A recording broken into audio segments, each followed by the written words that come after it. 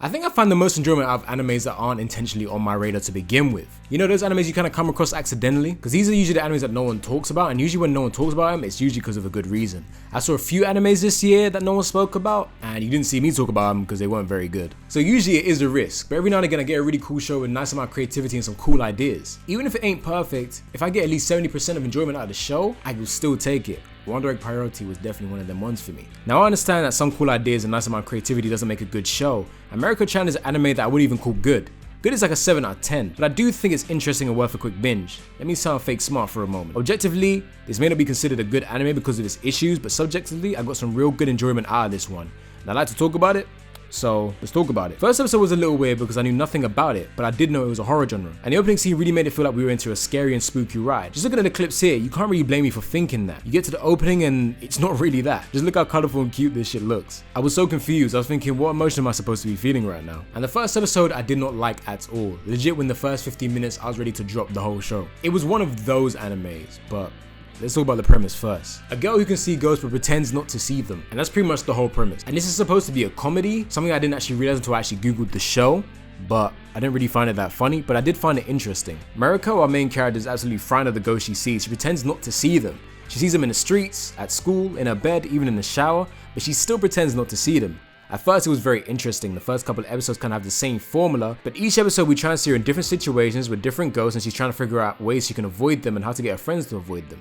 What makes it super interesting is that she is the only one who can see them. Her friends can't even see them. So sometimes she has to guide them away from the ghost without actually telling them. And it could be cool, it could be interesting. I found it very entertaining. The other characters around are also cute. Can't say I particularly care for the other characters, but I didn't dislike them. They served their purpose, and I think I got a gist of their characters pretty well. As I'm writing this Mieruko script, I'll have to admit, I can't remember the characters' names outside of Mieruko-Chan, and that's kind of proves my point.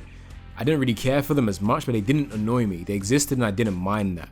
Their names are Hannah and Yulia, by the way. They have some really cute moments together, which kind of gives the viewer some nice moments in the show. It's really adorable, really. At the moment, they kind of just dare to kind of drive our main character forward by motivating her and kind of giving her situations. They still feel slightly like plot devices, but we do kind of see how the way she interacts with her friends, which kind of gives you a bit more to her character. By the way, this manga was made in 2018, written by Miki Uzima.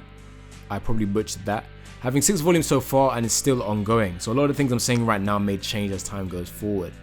Now the first season by now, all of the episodes should be out. I'll be honest with you.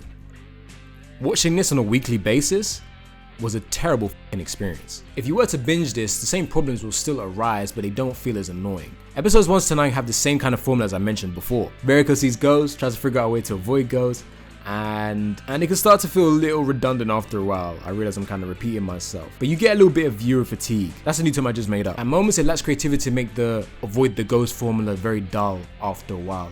It kind of gets less interesting. Every time I put an episode, I was saying to myself, I really hope we can get some story progression after a while, because the story wasn't progressing. That definitely took a little while to come, but I was still interested. I needed to find out whether I'd like this show, and I wouldn't really know until the story actually progressed. There was a point where I was getting real annoyed about how slow the story was progressing, but it wasn't until we got about episode 5 we get a beautiful character moment. And I won't spoil it, but it's really nice. It was so nice I actually had to rewind to watch it again. That's probably one of the key reasons why I kept watching, because at that point, I was kind of getting annoyed. But then after the episodes felt slow again, it got so annoying that I headed to the manga. I don't have my manga book with me. I'm gonna put a clip here. I forgot it.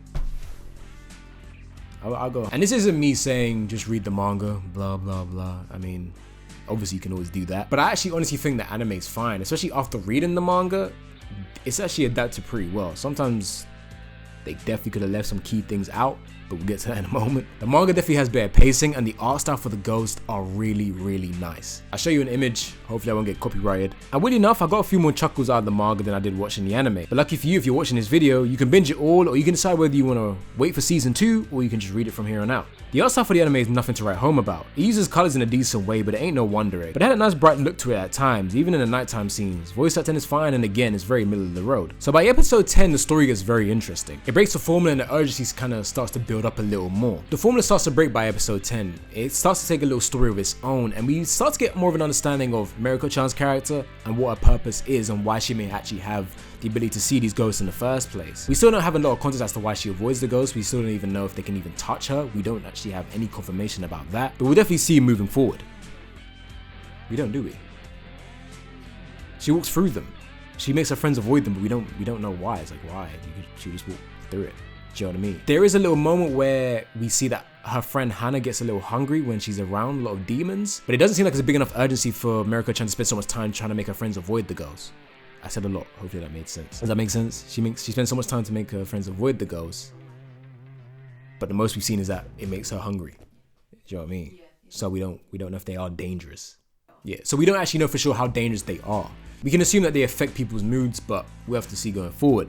I'll be reading the manga, so. Now, I've never mentioned this before on this channel, but I'm gonna say it now. The whole sexual comedy themes in anime, especially in this one, it's not for me. Especially when it's on schoolgirls who are quite young. I know what you guys are gonna say, but Cho, that's just anime. I get it, I'm just not a fan, and I'll talk about more in my Mushoku Tensei review, because there's definitely a few jokes in there that just ain't really for me. Sometimes I can give a pass, especially when it's more included into the story, like a prison school, which deserves a video of its own, because I do love that series. But with Mieruko-Chan, it's just a little silly. It's also in the manga, so I guess they just adapted it from the manga, but I definitely feel like they could have spent more time on shots that could have needed it, instead of giving it to Hannah's tits that kind of jiggle a lot. And it can kind of just be dumb, because that's actually where the comedy's supposed to be. Pervy demons grabbing on women's tits. It's like, ha. Hilarious. But yeah, I just wasn't a fan. It kind of just made things weird at times. I understand how much goes into animation, especially in Japanese companies, all the crunching they do. There was definitely moments here when shots kind of needed a bit more animation and more life to it. I'll show you some shots where the characters in the backgrounds are completely still. There's a moment where she's on the bus and it looks like a still image a lot of the time, like no finger movements on the girl that's on her phone. And sometimes it can really break immersion. I ain't done animation myself, but surely it would have been easier to do finger movements on the bus than giving Hannah jiggle titties. But hey, anime was a mistake. All in all, in conclusion, I really enjoyed this show. I thought it was fun, I thought it was an interesting take on the horror genre, and I liked everything about it other than a few things. So again, story progression is kind of slow, so if you are going to watch it, definitely binge it. Try and get it all out in once, because if you tell yourself you're going to watch the next episode in a few days, you might just forget about it. I do think it sets up a lot. I do think it has a good foundation here, for it makes me still interested in the show, and I kind of want to see things moving forward, especially once it gets to explain why she even has the power to begin with. Sometimes I can enjoy an average show even if the creativity and the cool ideas are there. Sometimes that's really just enough for me. But that's what it really needs to be said, really. I enjoyed it, I was entertained, and I recommend it to you guys. I only talk about things I like, so go enjoy.